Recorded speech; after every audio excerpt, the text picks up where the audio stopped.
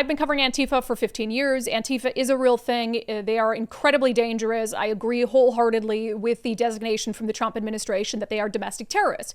I also realize that Antifa is hard to pinpoint. It's not a terror organization that has a set structure that's very clear, who's in charge of it, the lieutenants and all of those things. And I also understand that proving that someone is like a member of Antifa for the federal government is going to be very difficult. But that doesn't mean that the designation of Antifa as a terror organization has not made a significant impact on their effectiveness. So I want to talk about that today, but I just want to note that Antifa is still causing a lot of problems in Portland. I definitely don't want to make this sound like they're not, including when I was there over the weekend. And just last night, our friend Katie Davis-Court of the Post Millennial was hit in the face with a stick and assaulted. Here's that video. Don't hit me. Oh!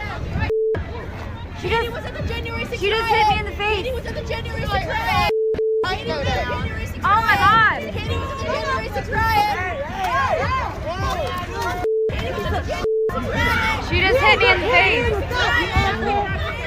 Yeah, so she was hit so hard with the flagpole that she instantly got a bruise. And I meant to check in with her and see what it looks like today, but it was pretty bad. But Katie is a badass. She wasn't going to back down. And Portland police sort of stationed themselves on the periphery of this riot.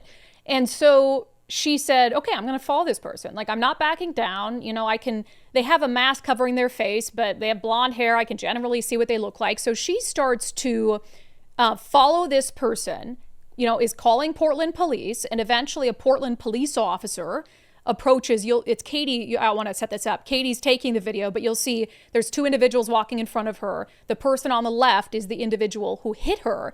And watch how, I'm sorry, watch how worthless the Portland Police Department is in this scenario.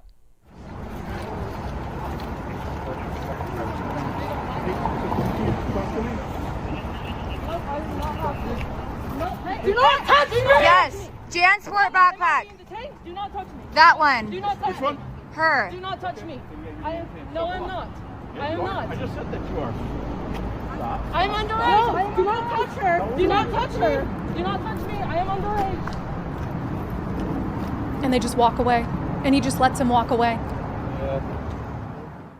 Is that not insane? And she says, don't touch me. I'm underage. Who cares? You assaulted someone. It has nothing to do with whether you're underage, doesn't matter.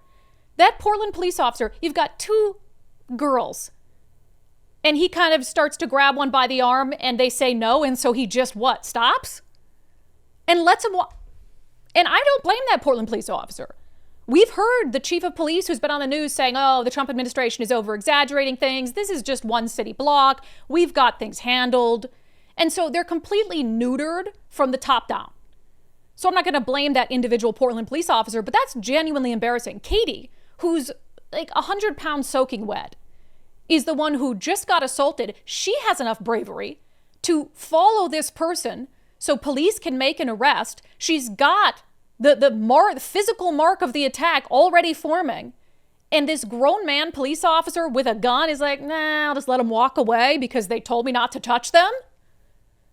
Insane. So this is the organized part of Antifa and what we mean when we say that they do have an organizational process, because they will instantly spring into action to protect lawbreakers. So in this video, what you'll see is them shielding this young woman who committed an attack and taking her to an Antifa safe house. And that's the Antifa safe house. What?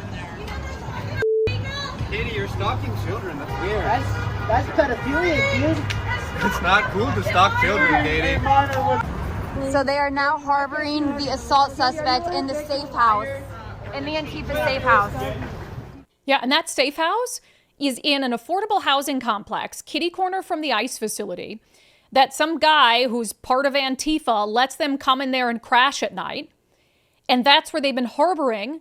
They'll take people, they'll block cameras with umbrellas, and they'll move people in there to try to help them avoid arrest.